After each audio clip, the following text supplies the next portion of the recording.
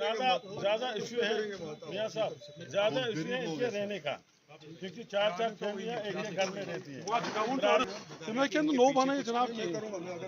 आठ रिहायशी मकान है सर, वो पूरा टोटल लॉस है। अब डीसी साहब से भी बात करके रेड क्रॉस बिल्कुल वो तो ऑप्शन ही रहेगा, ऐसे ज़बानी कुछ नहीं रहता है, ये ऑप्शन ये होगा वहाँ पे। मैं डीसी को दो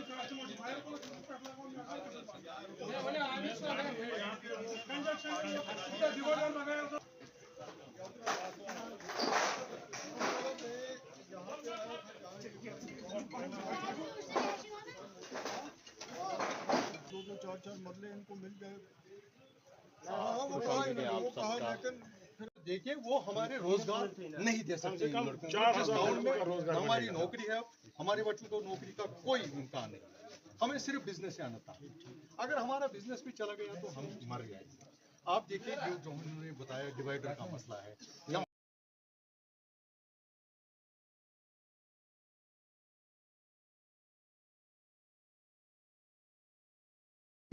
तो मेरे से जो इनकी मदद होगी मैं करूँगा।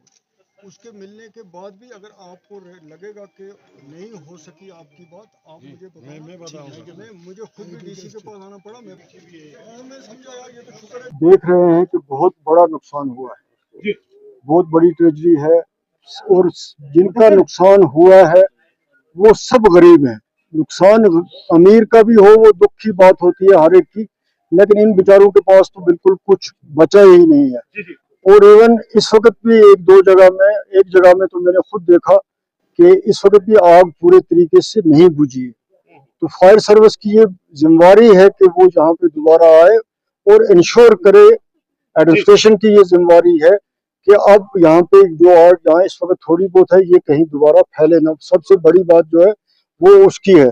दूसरा अहम मामला है, मैंने डीसी साहब से भी बात की, दूसरे लोगों से भी, कि इनके लिए जो इस एक जगह में एक छोटे से मकान में 4 कमरों में 4 फैमिलियां रहती हैं, तो ये डिजर्व करते हैं। ये बीपीएल भी हैं, आप देख रहे हैं कि ये कितने गरीब हैं।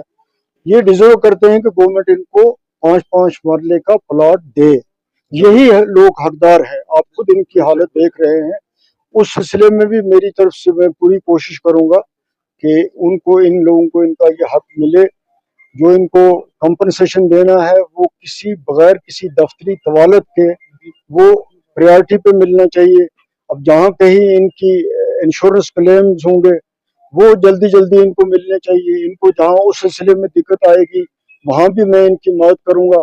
और मैं ये सुन के भी हैरान हुआ हूँ कि पूरे अनंतनाग टाउन में सिर्फ एक ही गाड़ी है फायर सर्विस की, वो भी बड़ा अनफॉर्चुनेट है।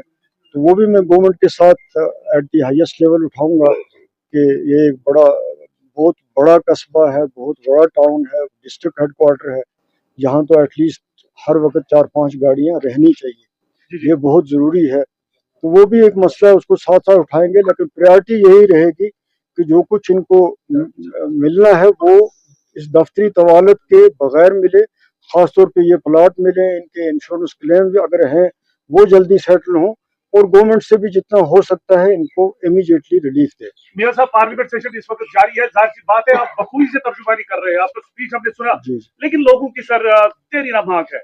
हज फ्लाइट, डायरेक्ट हज फ्लाइट जो है, डायरेक्ट हज फ्लाइट, वो श्रीनगर से जिद्दा डायरेक्ट नहीं जाती है। इस पे पेशरफ्त पहले भी हुई थी, लेकिन अब ये मामला रुका पड़ा है क्योंकि हाजी को दिल्ली से फिर जिद्दा। लेकिन कितना बेहतर होता है यहाँ के लोगों के लिए, जो हुज्जाज किराम जो हज पे जाना चाहते हैं, उनके लिए डायरेक्ट हज फ्लाइट का एहतमाम हो।